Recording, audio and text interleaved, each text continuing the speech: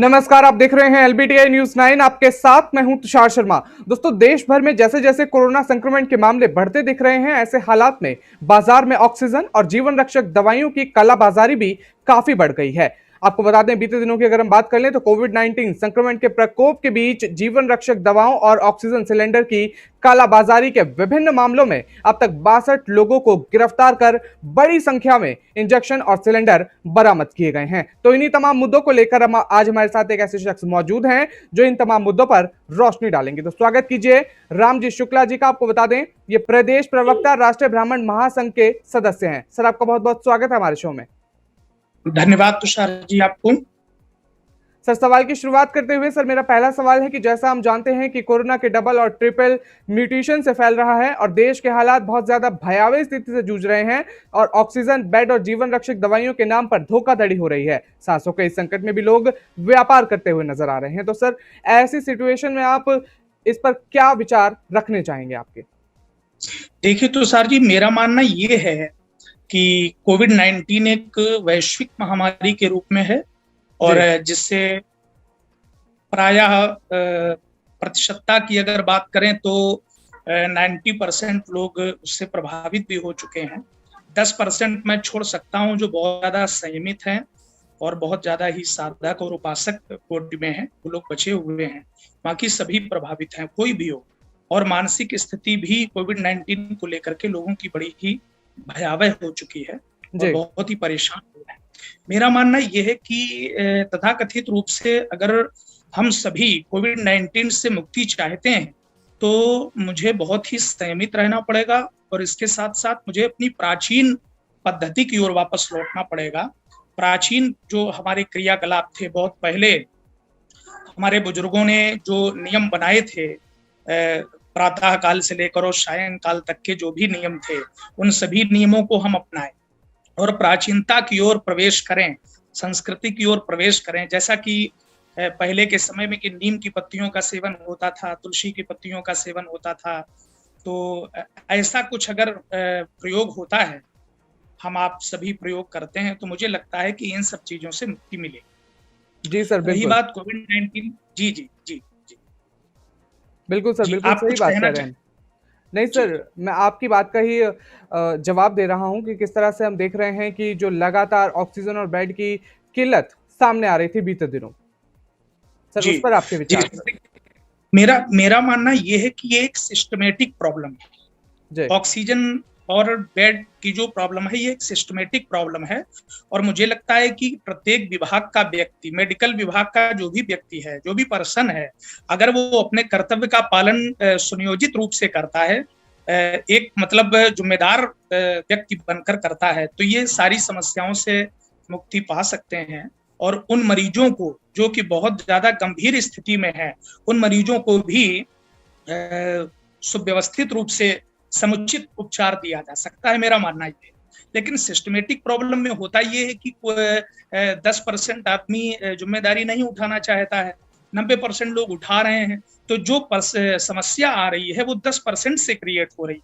तो मुझे लगता है कि अगर सभी अपने कर्तव्य का पालन करते हैं, सभी पदाधिकारी अपना जो है नियमित रूप से अपनी व्यवस्था को सुचारू रूप से बनाए रखने में अपना सहयोग करते हैं, तो ऐसी प्रॉब्लम नहीं आए, मेरा मानना है। बिल्कुल सर, बिल्कुल सही बात कह रहे हैं सर आप। सर, ये तो बात रही बेड की और ऑक्सीजन की जो किल्लत लगातार बीते दिनों सामने आ रही थी। सर, यहाँ पर मेरा एक सवाल आपसे है कि जब कोरोना वायरस से निपटने का 6 महीने का जो वक्त हमें मिला था, उसके मद्देनजर रखते हुए ऑक्सीजन की कमी के लिए पहले से तैयारियां क्यों नहीं की गई थी? बीते दिनों की अगर हम बात कर लें सर, लगातार जो ऑक्सीजन की किल्लत सामने आ रही थी, तो 6 महीने के समय के दौरान वो क्यों नहीं की गई तैयारियां? देखिए तुषार जी, मेरा मानना यह है कि जो उच्च पदाधिकारी, वो चाहे शासन का हो, और शासन की ही ये व्यवस्था है, प्रशासनिक व्यवस्था तो एक अलग व्यवस्था होती है, लेकिन ये शासन की व्यवस्था है और मेडिकल की व्यवस्था है।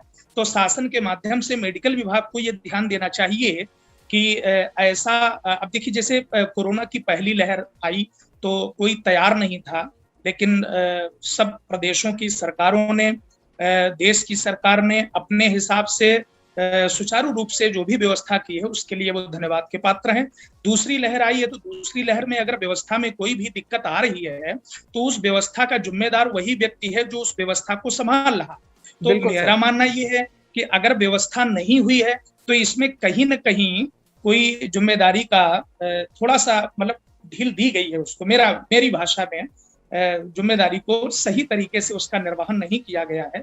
और अगर निर्वहन किया गया होता तो ये समस्या जो ऑक्सीजन और बेड की आ रही है, ये समस्या नहीं। बिल्कुल सर, बिल्कुल सही और बात कह रहे हैं आप। और पहले से जो तैयारी की बात आप कर रहे हैं, तो मुझे लगता है कि उच्च पदाधिकारी तैयारी का निर्देश देता है, सारी व्यवस्थाओं का निर्देश देता है, लेकिन जो नीचे के लोग हैं, उस सिस्टम के जो लोग हैं, अगर उस सिस्टम के लोग पूरी तरीके से अपना एक निर्वहन करें मरीजों के प्रति, लोगों के प्रति, बाहर अभी मैंने न्यूज में देखा कुछ मरीज बहुत ज्यादा परेशान है मेडिकल विभाग के लोगों से, तो मेरा मानना ये है कि मरीजों को एक अपनत्व दे करके, अपना मान करके, अगर कोई भी मेडिकल विभाग का डॉक्टर के अतिरिक्त भी जो हमारे वार्ड बॉय वगैरह होते हैं और भी जो पदाधिकारी होते हैं मेडिकल विभाग के, अगर वो लोग सभी इस तरीके से अपना मान करके अपने मरीजों का वो इलाज करें, और तो किसी भी प्रकार की कोई समस्या हमसे दूर जा सकती है, इसमें कोई भी शंका। बिल्कुल सर, बिल्कुल सही बात कह रहे हैं सर आप। सर ये तो बात रही ऑक्सीजन की। अगर सर हम एक नज़र उस पे डाल लें कि आरटी-पीसीआर टेस्ट और रेमडेसिविर दवाइयों को लेकर इतनी कालाबाज़ारी बीते दिनों सामने आई थी, तो सर उस पर आपके क्या विचार हैं सर? देखिए, हिंदुस्तान का व्यक्ति एक ऐसा आदमी है जो ये चाहता है कि केवल मेरा पेट भरे, वो सामने वाले का पेट भरना नहीं चाहता। हम परेशान हैं तो कुछ लोग ऐसे होते हैं जो मेरी परेशानी देखकर खुशी होते हैं। भारत जी, देश में ऐसे लोगों की अधिकता ज्यादा है, और ऐसे लोगों की कमी है जो दूसरे को खाता देखकर सुखी रहे, जो दूसरे को सुखी देखकर सुखी रहे। और मेरा ये मानना है कि हम आपको देखकर खाएं, हम आपको देखकर अपना जीवन जिएं, तो ये हमारे देश की संस्कृति है।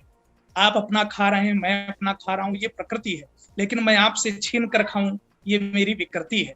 तो जी मुझे सर। लगता है कि विकृति की ओर ना बढ़ें, प्रकृति की ओर ना बढ़ें। प्रकृति की ओर बढ़ना एक स्वाभाविक और सामान्य बात है, लेकिन अगर मैं संस्कृति की ओर बढ़ता हूं तो मुझे ये लगता है कि अपना कम बचाएं, लोगों को अधिक बचाएं, लोगों के प्राण, लोगों की जान, जिस भाषा में आप उसको स्वीकार करें, उसके प्रति आप अपना सहयोग करें, ताकि कालाबाजारी ना हो। और जो लोग दूसरे के प्रति समर्पित रहते हैं, समाज के प्रति समर्पित रहते हैं, उनका एक देश के लिए बहुत बड़ा योगदान होता है और होना चाहिए, और अच्छे लोग करते हैं। कुछ ऐसे अच्छे लोग भी हैं जो कर रहे हैं, मैंने देखा है न्यूज में बहुत ऐसे बिल्कुल लोग सर, हैं बिल्कुल। जो ऑक्सीजन को लेकर, बेड को लेकर और रेमडेसिविर को लेकर, किसी भी प्रकार का कोई भी उपचार है, उस उपचार को लेकर के लोग बहुत ज्यादा सहयोग करते हैं। लेकिन कुछ लोग ऐसे हैं, वो हर विभाग में हैं, वो मेडिकल विभाग में भी हैं, वो शिक्षा विभाग में भी हैं, वो तकनीक विभाग में भी हैं। तो मुझे लगता है उन लोगों को अपनी जिम्मेदारी उठानी चाहिए और समाज के प्रति समर्पित होना चाहिए।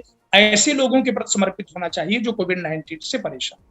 बिल्कुल सर, बिल्कुल सही बात कह रहे हैं सर आप। सर ये तो बात रही दवाइयों की और ऑक्सीजन की बात हमने कर ली। सर एक नज़र मैं आपकी वहाँ पर डलवाना चाहूँगा कि जैसा हम देख रहे हैं, निजी और सरकारी अस्पतालों में भी स्थिति बहुत ज़्यादा भयावह बनी हुई है। लोगों को समय से इलाज नहीं मिल पा रहा, लोग समय से एडमिट नहीं हो पा रहे हैं, क्योंकि जैसा हम देख रहे हैं कि लगातार जो स्थिति है, वो प्राइवेट अस्पताल हो, फिर चाहे वो सरकारी अस्पताल हो, इतनी स्थिति भयावह हो चुकी है वहाँ पर।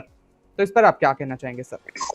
देखिए सर, मेरा मानना ये है कि अब तो केसेस कुछ कम हुए हैं, जी हमारे सर। जो कोविड-19 के केसेस हैं वो कुछ कम हुए हैं।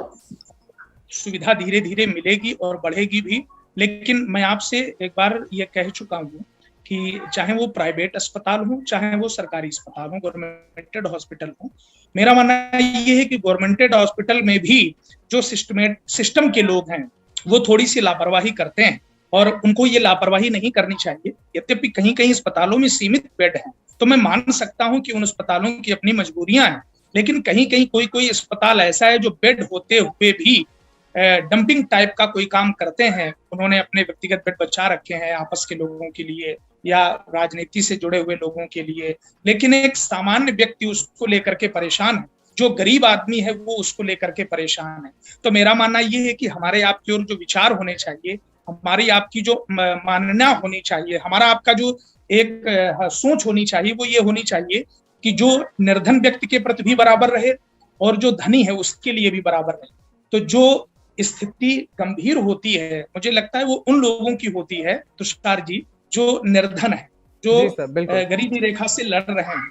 वो लोग ज्यादा परेशान होते हैं। तो मेरा उन सिस्टम के लोगों से ये निवेदन है, ये अनुरोध है, उन प्राइवेट अस्पतालों के मेडिकल स्टाफ के लोगों से भी ये अनुरोध है, निवेदन है कि वो अपनी जिम्मेदारी को निभाते हुए, निर्वहन करते हुए ऐसे लोगों का भी ध्यान रखें जो हमारे समाज में बहुत ही कम पैसे वाले हैं, धनी भी हैं और निर्धन भी हैं, दोनों लोगों का अपनी जिम्मेदारी के साथ उन लोगों का सहयोग करें।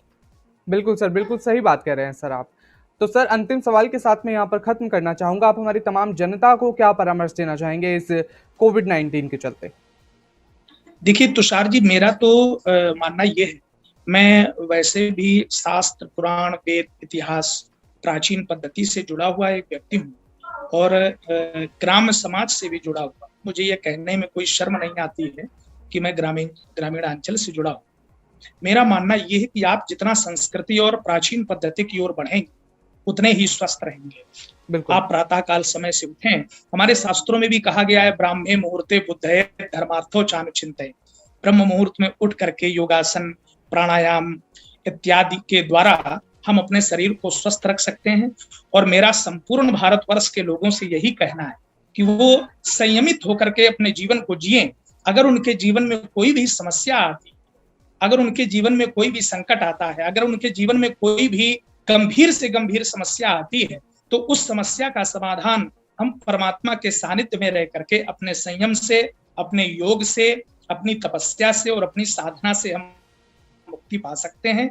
और प्राचीन पद्धति के अनुसार जो हमारे लिए खान पान की व्यवस्था हमारे पूर्वजों ने और बुजुर्गों ने की है, उस व्यवस्था के आधार पर हम अपने आप को स्वस्थ बना सकते हैं, हम अपने आप को निरोगी बना सकते हैं और रोग से बहुत दूर रह सकते हैं। यदि रोग आ भी जाता है तो उससे लड़ने में हम सामर्थ्यवान हो सकते हैं, ऐसा मुझे लगता है, मेरा ये।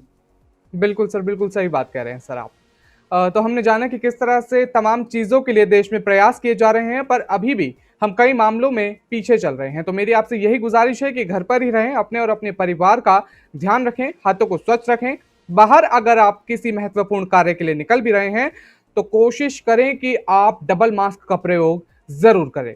तो दोस्तों आज के लिए बस इतना ही। आपसे गुजारिश है कि आप इस वीडियो को जल्दी से शेयर कीजिए ताकि ये सूचना ज़्यादा से ज़्यादा लोगों तक पहुंचे। तब तक के लिए हमारे साथ बने रहिए LBTI न्यूज़ 9 में। और सर आपका भी बहुत बहुत धन्यवाद, इतना कीमती वक्त आपने हमें दिया। धन्यवाद सर।